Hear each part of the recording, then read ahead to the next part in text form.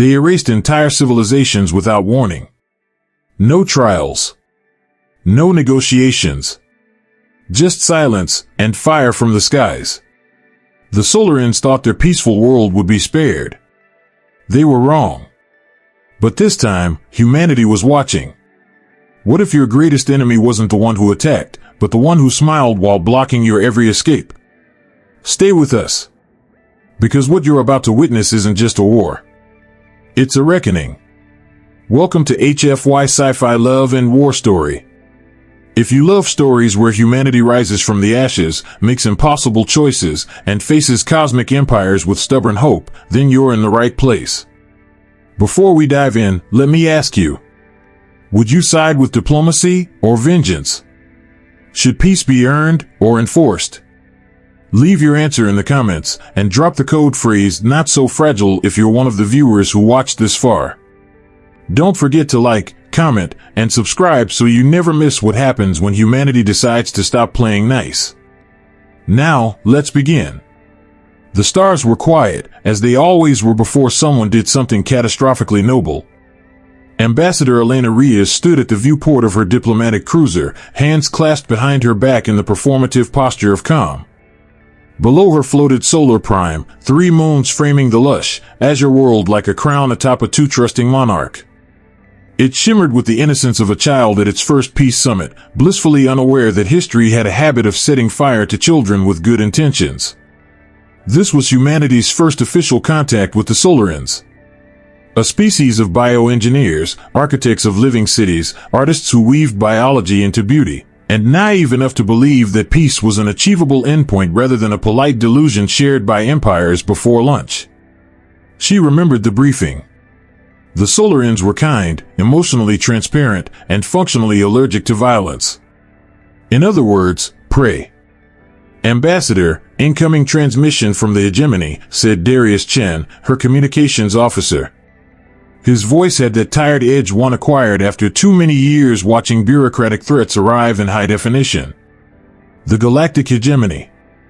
The galaxy's self-appointed HOA committee. 7 ancient species with diplomatic immunity and zero imagination, who'd spent 2 millennia defining galactic peace as whatever keeps us comfortably on top. To them, humans were like raccoons who'd learned to use nuclear power, too smart, too messy, and too damn stubborn to stay out of the trash. Still, Elena smoothed her Navy uniform and nodded. Put them through. High Administrator Vexter appeared on screen. 6 yellow eyes squinted as though Earth's mere existence gave him acid reflux. His skin looked like it had been grown in a vat of unspoken cruelty.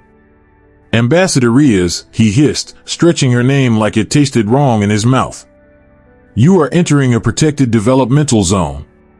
The Solarians are under hegemony oversight. You are in violation of Protocol 37B. There it was. The usual legal cudgel. Elena offered him a diplomatic smile, a tiny show of teeth, more wolf than warmth. With respect, High Administrator, the Solarians invited us directly. They achieved FTL 12 years ago. They're sovereign under Section 14, Paragraph 3 of the Galactic Charter. Vexter's jaw twitched. The humans continue their tradition of selective reading. And the hegemony continues its tradition of selective enforcement, Elena replied, sweet as cyanide. She had read every page of that damned charter, most of it written in 3 languages designed to make lying seem lawful. She knew the Solarians qualified. The problem wasn't legality, it was precedent. The hegemony couldn't afford to let a species choose humanity as their first dance partner. That kind of independence was contagious. Like measles or democracy. The transmission cut. No farewell. Not even a passive-aggressive sign-off. Just static. Captain Mara Singh stepped into the bridge, withered and weary from command. They've got 5 warships in the system. Doesn't exactly scream routine oversight. Elena sighed. They're nervous. We're not supposed to have friends. The ship descended anyway. They landed at Luminara, the Solarian capital. A city of spires that glowed from within, like a forest of glass trees that had decided to sing. The Solarians met them with open arms, skin shimmering with iridescent emotion, literal biofeedback coloring their fears and hopes across every inch of their translucent faces. Prince Zeril stepped forward. He was tall, elegant, eyes large enough to reflect your worst intentions back at you. "People of Earth," he said. "Welcome. We are honored. No security protocols. No hidden weapons. Just sincerity and bioluminescence." It was unnerving. Humans hadn't been this openly trusted by another species in decades. Not since the Zolarians, and we all know how that ended, one word, zoo. Elena smiled and bowed, mind racing behind her eyes. There was beauty here. Innocence. But history had taught her that peace in the galaxy was always a prelude, never the act. As they walked through the glowing streets, children waved, adults whispered, and security drones hovered just low enough to be polite. The Solarians were hopeful. That meant they were in danger. She glanced up at the sky. The Hegemony's warships sat in orbit like vultures pretending to be clouds. She'd seen this play before. Somewhere between cultural exchange and cultural erasure, the bombs would start falling. The Hegemony didn't fear Earth's weapons. They feared Earth's ideas. That alliances could form outside their control. That peace could be chosen without permission. Zeril led them into a towering hall of glass and light. The Hall of Transparency, he called it. Which, ironically, would be the place he told them the truth. But that would come later. For now, Elena stood in the center of alien beauty, trying not to think about how many spires it would take to make a decent mass grave. She smiled again, this time to herself. This was diplomacy, a performance art that ended in applause or annihilation. And today, well, the standing ovation might involve plasma. As the prince began his welcome speech, Darius leaned over and whispered, "You think the Hegemony will actually fire on us?" Elena didn't blink. "Depends how polite we are." Politeness terrifies them. He smirked, and she returned her gaze to the prince, already calculating escape vectors. She wondered if the Solarians, in all their wisdom, had ever developed a word for shitshow.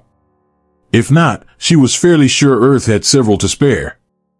Solar Prime was a world that made Earth feel clumsy. Cities here didn't rise from concrete or steel but unfolded, like flowers in slow motion. Towering structures shimmered with bioluminescent grace, their forms more grown than built, more sung than engineered. There was an unnatural calm to it all. Like walking into a dream someone else had carefully curated for you, just before they told you you'd be awake for your own funeral. Ambassador Elena Reyes had seen beautiful worlds before. Dying ones too. But never both at once. The people smiled, at least, the Solarian version of smiling, which involved iridescent color shifts across their skin and eyes that mirrored your face back at you like a stained glass soul. But beneath the warm welcome, there was something brittle. A hesitation. Not quite fear, but not faith either. Something that said, "We hope you're here to save us, but we've seen this play out before." Prince Zeril led her through Luminara's glowing streets to a towering structure called the Hall of Transparency. The name sounded poetic, but Elena already knew better than to trust poetry in politics.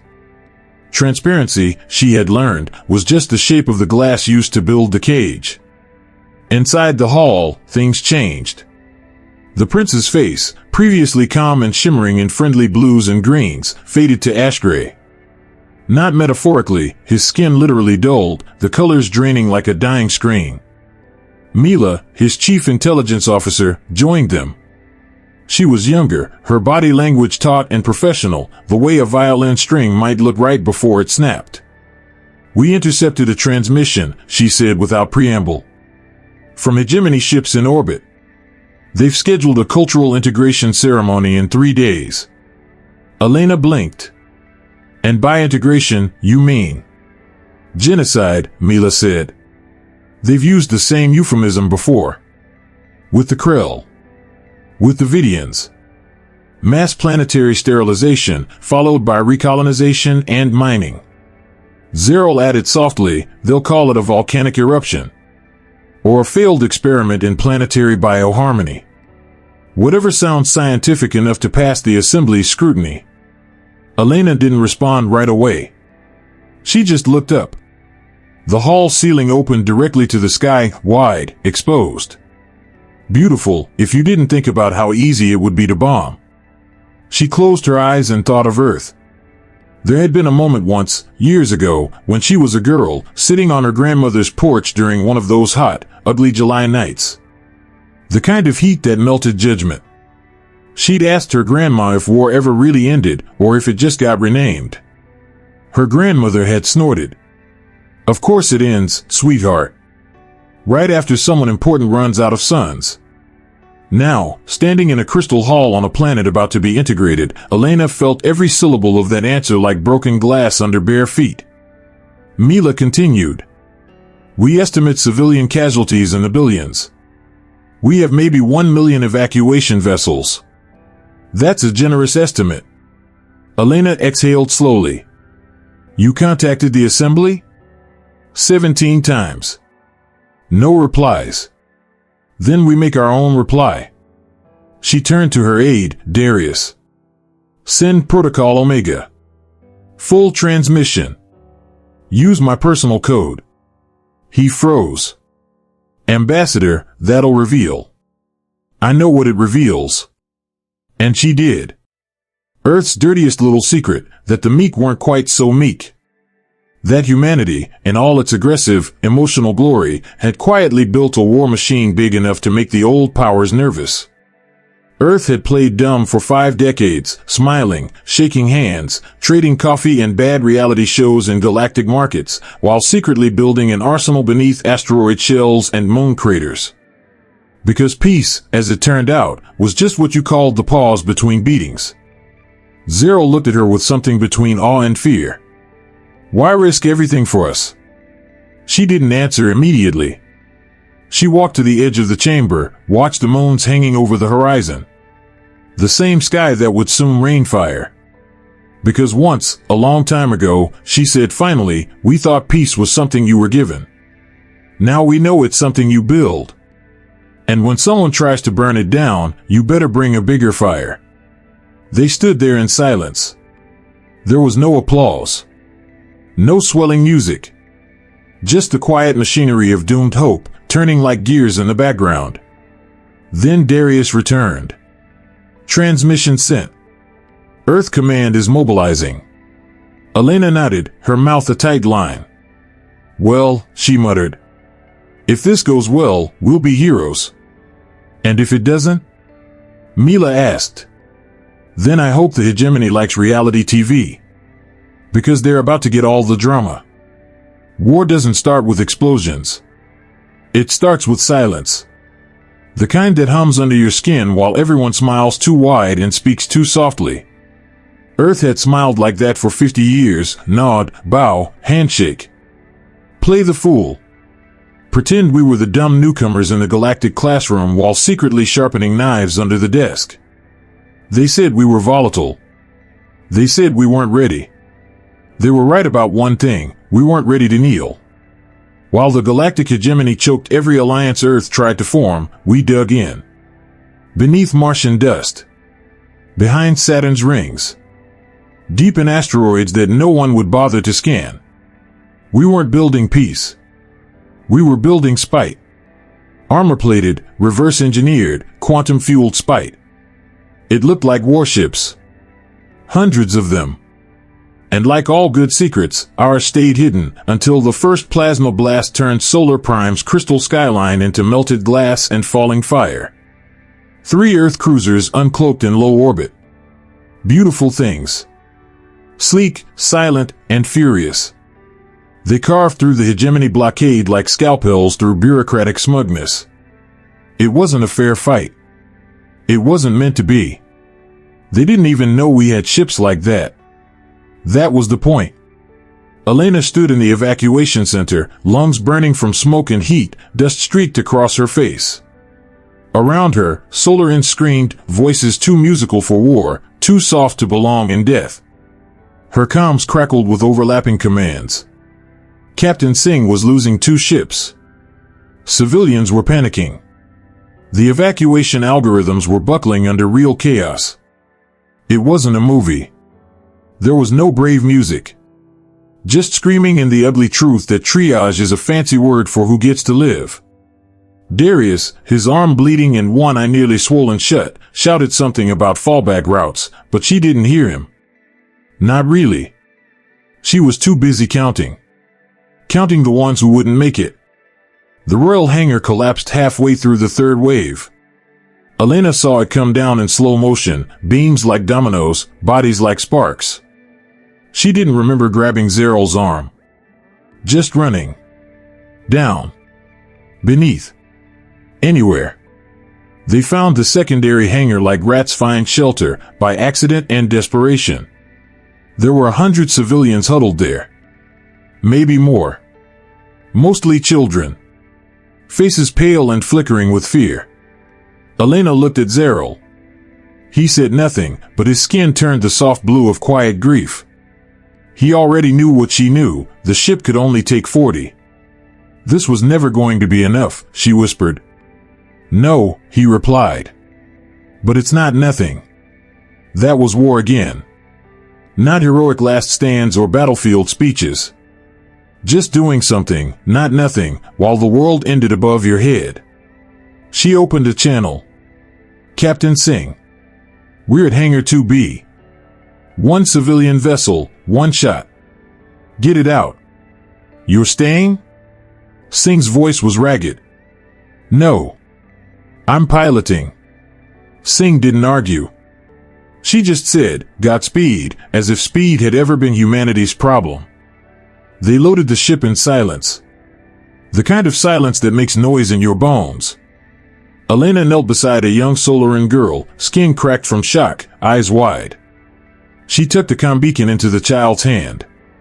If you get separated, she said, press the middle and don't stop running until someone with bad hair finds you. The girl blinked. Your hair is uneven. I've been busy. The engine screamed to life. One last glance at the ones they couldn't take. Elena never forgot those faces. Not because of what they said, but because of what they didn't say. No blame. No anger. Just quiet. Just acceptance. Humans had to learn that. The hard way. As they rose into the smoke-choked sky, she looked back at Solar Prime. A world on fire. A people betrayed. She wondered how many more civilizations the hegemony had erased under nicer names. Integration. Stabilization. Preventive restructuring. She wondered how many times humanity would do the same, if given the chance. Maybe that was the problem. Zeryl sat beside her, hands trembling as he guided the controls through collapsing sky tunnels. He looked at her, voice hollow. We're all that's left. Elena didn't correct him. Not about numbers. Not about hope. He wasn't wrong. And then he asked the question she had been dreading. The question every survivor eventually asks. What do we do now? Elena stared out the viewport. Ships burning in orbit.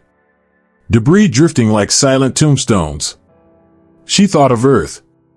Of brass medals and meaningless apologies. Of politicians preparing statements. Of generals dusting off old playbooks. Of the Phoenix fleet revving up like vengeance wearing lipstick. She sighed.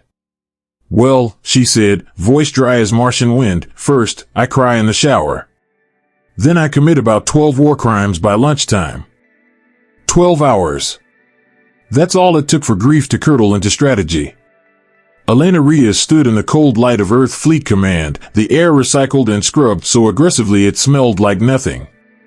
In front of her, 6 synchronized screens replayed the same thing, Solar Prime in ruin, cities shattered, oceans boiling, towers collapsed like spines cracked in half. From orbit, genocide looked clinical. Efficient. A checklist with explosions. No screams. No ash in your lungs. Just pixels of history breaking apart. Around her, the United Earth Defense Council muttered behind polished glass and military ribbons. Words like violation, precedent, and decisive response were tossed around like sanitized grenades. But she wasn't listening to them. She was listening to herself. Or rather, to the version of herself from 12 hours ago. The one who thought calling for help was the worst part. It wasn't. "Operation Sunbreaker," said Admiral Coe, breaking through the fog. His voice was soft. Not gentle, just practiced. "Full deployment of the Phoenix fleet has been authorized." A murmur. 1 part reverence, 2 parts dread. For 50 years, Earth had bowed. Smiled. Complied. Limited our weapons, our fleet, our influence. All while quietly manufacturing the biggest middle finger in solar history. They called it the Phoenix Fleet. A name chosen, no doubt, by some underpaid mythologist in a windowless office who thought he was being poetic. Rebirth. Fire. Vengeance with wings. But Elena knew better. This wasn't rebirth. This was reveal. The shipyards came alive first. Hidden beneath Saturn's rings. Built into Mars' second moon. Tucked behind asteroid belts where no one dared ask questions. The engineers had worked in silence for decades, no medals, no announcements. Just solder, sweat, and suspicion. Now the doors opened. Dreadnoughts the size of cities rose from the clouds of Jupiter. Cruisers decloaked above Luna like ghosts clearing their throats. The veil dropped, and humanity bared its teeth, not out of pride, but because it had run out of cheeks to turn. "They ruled through fear," Coe said. "Now we return the favor." Elena didn't flinch at that. She only nodded, like someone watching a dam burst and knowing, deep down, they helped build it. She remembered her father once telling her that war is what happens when the wrong people get tired of waiting for the right ones to do something. He died in the Vantari skirmishes. 16 years of peacekeeping, and they still buried him in a bag labeled containment breach. She'd learned then that no one ever fights for peace. They fight for quiet. Peace is what people try to sell afterward. Coe turned to her. "Ambassador Riaz, you'll be joining the flagship?" She blinked. "I thought I was grounded." "You were," he said. "But then you broke protocol, triggered Omega, saved a prince, and embarrassed an empire. Congratulations, you were promoted." "Great," she muttered. "Do I get a new badge or just more people yelling at me?" Coe smirked. "Both." They boarded the UES Prometheus 3 hours later. A ship that didn't exist on any registry, and yet could probably outgun every vessel in the known galaxy. It didn't hum or vibrate like older ships, it pulsed, like something alive. Every corridor gleamed with black alloy and buried secrets. The crew saluted as she passed. Not because of rank, but because she had done the one thing every officer feared, made it personal. 7 strikes. 7 hegemony systems. Simultaneous, coordinated, and deliberately surgical. No planets razed. No civilian targets. Just military infrastructure, clean, efficient, irreversible. This wasn't conquest. It was correction. On the bridge, Elena reviewed the target list. Vex Prime. Koran Gate. The Cradle Worlds. Every node of control the hegemony used to suffocate its rivals. Admiral Coe stood beside her. "You know they'll retaliate."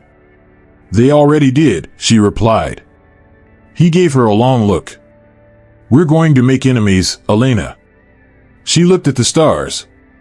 "Good. I was worried we'd run out of them." They jumped into worm space an hour later. Across the galaxy, other fleets did the same. The hegemony sensors lit up like fire alarms in a burning mansion. Too late. Too many. And for once, the surprise belonged to the humans. And as the Phoenix fleet spread its wings, steel and fury wrapped in the illusion of restraint, Elena wondered how many people back on Earth were still pretending they were the good guys. She didn't believe in good anymore. Just less bad with better press releases. A comms officer handed her a datapad. "Prince Zeril wants to share intelligence on hegemony defense grids." Of course he does, she said. He's very helpful. Also, he brought homemade bio-tea for the command crew. She blinked. Wait, is that a bribe or an assassination attempt? The officer shrugged. He said it depends on how we handle the next 48 hours. She laughed, bitter and loud. God, I love diplomacy. Victory is a strange drug. The first few hits make you feel invincible. After that, it just makes you forget what pain is supposed to feel like. Elena Reyes had stopped counting the hegemony systems that fell. Cracks 4 had been the latest, 3 hours, no civilian casualties, orbital surrender, and polite applause from the war room. If you ignored the burning ships and scrambled life pods, it almost looked civilized. Almost. She should have felt something. Relief, maybe. A sense of progress. But all she could muster was a dry ache behind her eyes and a gut-deep certainty that peace was getting farther away, not closer. Like chasing a mirage through a minefield. The crew celebrated. Quietly. Tired claps, exhausted nods, a few sips of rationed liquor from hollow flasks passed between bloodied hands. The Phoenix fleet was efficient, ruthlessly so. But efficiency had a price. It stripped the rituals of war of their theater, left only the silence afterward. Then came Krakow. The hegemony's grand fleet arrived like thunder wearing armor. 17 capital ships. 200 support vessels. All in perfect formation. Gleaming. Monstrous. Twice the size of Earth's force. The kind of overkill that screamed, "We're angry, and we're rich." Elena stood beside Admiral Coe on the Prometheus Bridge, watching the enemy unfold across the stars like a black flower blooming backwards. "They're early," she said, almost disappointed. "They're scared," Coe replied. "Fear makes generals stupid." Elena nodded. "Let's help them with that." And so, they danced. The Prometheus feigned retreat, dragging half the enemy fleet with it.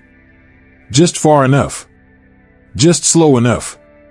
Past the fourth moon of Krakow, an unremarkable rock on most charts. But not on Earth's. Antimatter mines, dormant for a decade, woke with joyless efficiency. They didn't explode so much as unmake space around them. Hegemony ships blinked out like smudges on a windshield. The survivors veered into chaos. Right into the waiting arms of cloaked human destroyers. Fire rained, not wild or angry, but precise. It was an ambush written by engineers, not poets. Cold and inevitable. Still, they fought. The hegemony wasn't used to losing. Especially not to humans, whose most advanced export had once been reality television and deep-fried sugar. On the enemy flagship Eternal Dominion, High Commander Vexter watched his fleet collapse like a log. His 6 yellow eyes tracked the failing systems, one after another. He spat, quite literally. "Humans," he roared. "You think one victory changes the stars?" Elena didn't hear him, of course. But later, when the comms team pulled the footage from the wreckage, she played that line back more times than she'd admit. Not out of pride. Out of disbelief. She wasn't sure what was more absurd, that he meant it, or that she almost agreed. War doesn't change the stars. It just rearranges who gets to name them. Then came the Omega Protocol. On screen, the hegemony flagship's core pulsed with a rhythm far too aggressive for safety. Elena recognized the energy signature immediately. It was the same weapon that cracked Solar Prime from the inside out. A chain reaction device. A planet killer. The kind of technology you don't build unless you've given up on diplomacy and subtlety. "Sir, they're powering a world breaker," the tactical officer said. Coe didn't blink. "Of course they are." Panic rippled. Orders flew. Countermeasures were proposed, debated, dismissed. Elena barely registered any of it. Instead, she remembered standing on a beach as a child, watching waves erase sandcastles with lazy indifference. That's what this was. Vexter wasn't trying to win. He was trying to erase the board. Break the toys so no one else could play. The fleet moved into position. Shields locked. Cannons armed. Prince Zero burst onto the bridge, skin pulsing violent reds. "It's the same configuration they used on my world," he said. "They're going to collapse the Moon's core and take the whole system with it." Elena turned, already reaching for the secure channel. "How long until detonation?" 8 minutes, Zero said. "Maybe less." "Plenty of time," Ko muttered. "To die badly." Elena looked around the bridge. Tired faces. Bloodshot eyes. People who had buried friends yesterday and would bury strangers tomorrow. She inhaled sharply. Not for courage. Just to remember what air tasted like before regret filled it. "Let's break the cycle," she said. Not because it was the right thing to do, but because she was sick of playing villain in someone else's apocalypse. She didn't care if the stars changed. She just wanted to make sure someone was still alive to name them. And as the countermeasure team scrambled, and Zero pulled up half-illegal schematics, and Ko began composing what might have been his final orders, Elena leaned against the console, sipped lukewarm coffee, and muttered, "Well, at least if we explode, I won't have to do next week's diplomatic debrief." That thing had a PowerPoint. They detected the weapon 10 minutes too late, just enough time for desperation to override good judgment, but not quite enough to make peace with God. Assuming anyone was still taking calls from humans. The energy readings didn't lie. Pulsing in slow, lethal rhythm from the core of the Eternal Dominion, the weapon's signature was unmistakable. Zero recognized it first. His voice dropped an octave as he whispered, "It's the same sequence. They're going to do it again. Solar Prime all over. A civilized extermination." A carefully worded obituary delivered via seismic shockwave. On the bridge of the Prometheus, no one panicked. They were too tired for that. War burns through fear eventually. What's left is a kind of dull clarity, the realization that this isn't about survival anymore. It's about timing your last good decision before everything explodes. Zero slammed a data chip onto the tactical console. "We've been working on a theory," he said, breath short. "If we combine our bioharmonics with your quantum wave algorithms, we could produce a counterfrequency. Enough to destabilize the chain reaction." Elena raised an eyebrow. "You've been working on this?" He nodded. "We Solarians prepare for the worst. It's why we're so good at gardens, we know nothing lives forever." It was poetic, in that gut-wrenching way war has of making gardeners into weapons designers. The prototype was built in less than 6 minutes. Half solar and biofiber, half human code, held together with metaphorical duct tape and very literal prayer. It pulsed faintly in Elena's palm, alive in the way dangerous things often are. Someone had to take it inside the Eternal Dominion. Not launch it. Not drop it from orbit. Carry it in. Like an offering. Or a threat with legs. "I'll go," she said. Ko didn't argue. Just looked at her like a man watching someone walk barefoot into a minefield carrying a baby and a glass of wine. Zero stepped forward. "I'm going too." "You don't have to," she said. "I know," he replied. "That's why I will." They launched in a stealth insertion craft. It was small, black, and utterly devoid of charm. No one spoke during descent.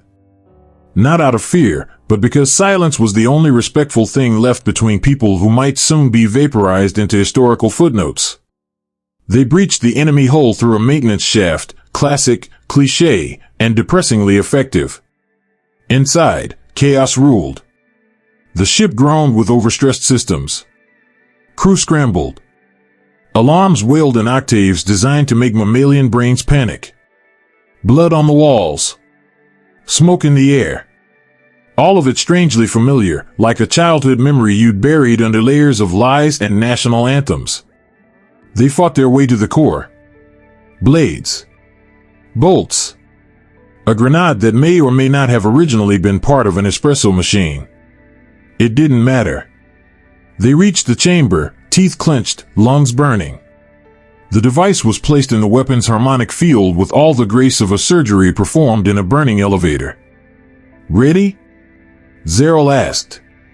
"No," Elena said. "But I'd rather be wrong in motion than right in rubble." They activated it. A soft hum. Then a crescendo of frequencies colliding, like two orchestras tuning for different operas in the same room. Elena felt her teeth rattle. The walls cracked. Something shifted, deep and wrong, like the universe sucking in its breath. "Run," she said. Zeril didn't argue. They sprinted, half jumping, half falling through the corridors. A timer somewhere screamed 0. The blast didn't come as fire, but as absence. The world bent inward. Light twisted. The weapon didn't explode. It collapsed, taking the Eternal Dominion's core with it. From the outside, the flagship blinked out like a light someone forgot to pay the bill for. When they woke up in the medical bay of the Prometheus, Elena's first words were, "Did we win?" Ko stood over her, looking more relieved than smug for once. "Technically." Zeril groaned from the adjacent bed. "What does technically mean?" "It means the rest of their fleet surrendered. And you two just became the most irritating diplomatic leverage in Earth's history." They both laughed. It hurt. Later, as Elena sipped something vaguely labeled calming tea and tried not to think about how close she came to becoming galactic mulch, she stared at the stars through the viewport. The war wasn't over. But something else was. The lie that power belonged only to the old. The idea that Earth was still crawling while others flew.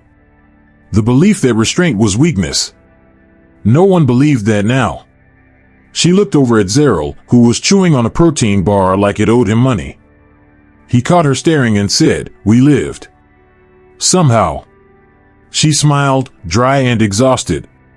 "Yeah.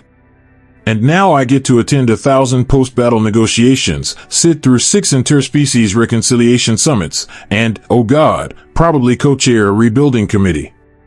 She paused, staring out at the debris field that used to be an empire. "Honestly," she muttered, "I should have just died dramatically. Would have saved me from the paperwork." They surrendered. Not with grace or ceremony, just exhaustion. The kind that settles into the bones after too many mistakes, too much pride, and a sudden realization that history doesn't care who used to be in charge. The war ended not with fire, but with silence. The kind of silence that follows funerals and treaties. A hush too heavy to be peace, but too tired to be war. Elena Reyes stood where the hegemony once ruled, on the cracked marble of a palace designed to impress, now reduced to photogenic ruins. Around her, representatives from 27 species wandered the broken halls, voices hushed, eyes wary. Nobody quite knew how to behave in a world where the tyrants had gone quiet. They were building something new. A council, they called it.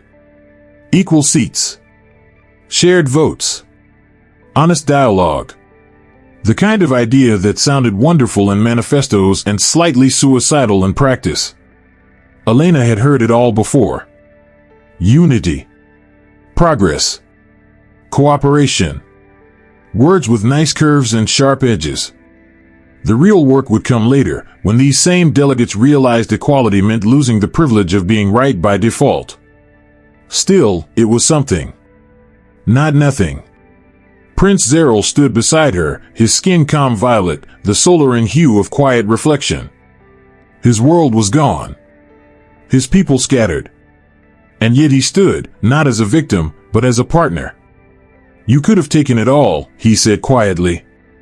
"Their worlds. Their resources. Their throne." Elena didn't answer right away.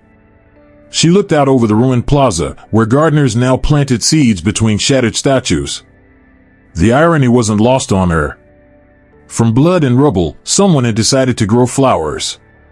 How unbearably human. "We didn't want their throne," she said eventually. "We wanted the damn table." Zeril nodded, understanding deeper than agreement. He had seen the old world collapse. He had watched Earth, scrappy, stubborn Earth, step into the fire and not burn. Not completely, anyway. "You still could have ruled," he said. Elena smiled, thin and bitter. We don't rule, Zeril. We argue. Loudly. In subcommittees. And then we mismanage budgets together. She remembered the first council session. 17 hours of procedural squabbles, 5 translation errors that nearly started diplomatic incidents, and 1 ambassador who fell asleep during their own speech. Beautiful chaos. Real governance. There was something deeply alive about it. Messy, flawed, and infuriating, but alive. She glanced at the others, former enemies now pretending they'd always liked each other. A reptilian general trying to figure out where to seat an amphibian monarch.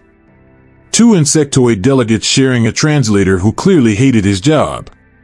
Progress, apparently, looked like a very long staff meeting with snacks. Zeril gestured toward the new council chamber, still under construction, scaffolding clinging to it like nerves. What makes you think this will hold? I don't, she said. But we'll hold each other to it. That's kind of the trick. He steadied her. You sound tired. I sound employed, she replied. In truth, she was exhausted in a way no sleep could fix. Not physical fatigue, but a weariness buried beneath her sternum, the result of too many names she couldn't remember and too many people she couldn't save. Winning, as it turned out, left a residue. Like soot on your lungs. Like a scream echoing in a quiet room. The hegemony hadn't fallen because humanity was stronger. It had fallen because, for the first time, someone refused to play by its rules. They hadn't bombed every city.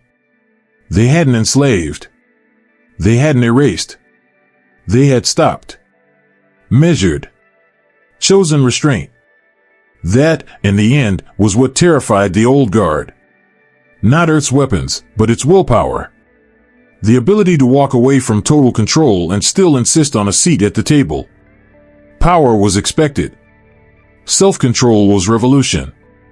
As the suns of the hegemony's former capital began to set, casting long shadows over the broken columns, Elena exhaled. Somewhere far behind her, speeches were being drafted. Somewhere ahead, compromise waited to be butchered and reborn. This was how rebuilding began. Not with declarations, but with doubt. With memory. With the refusal to forget how bad it had been, and how easy it would be to become what they had just buried. Zeril broke the silence. And after this? What will the humans do with their power? She didn't have to think. What we always do.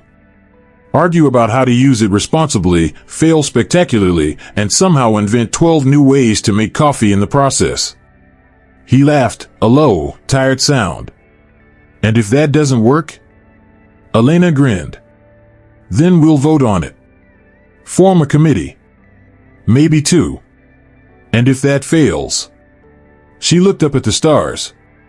Well, she said, we'll probably make a documentary about how it was everyone else's fault. And so, among the ashes of a fallen empire, a new chapter was written, not by conquerors, but by survivors who chose cooperation over control. The war may have ended, but the real battle, the one for trust, for peace, for what comes next, that's just beginning. So now I turn the question back to you. If you were handed the keys to an empire, would you rebuild it, or tear it down for good? Can a galaxy ruled by fear ever truly learn to follow something else? Tell us your thoughts in the comments. Type ashes rise again if you stayed with us until the end, so we know who the real ones are. If you want more stories where humanity doesn't just survive, but forces the galaxy to rethink what survival even means, subscribe to HFY Sci-Fi Love and War Story. Like this video, share it, and join us next time as we uncover the next truth the stars tried to bury. We're just getting started.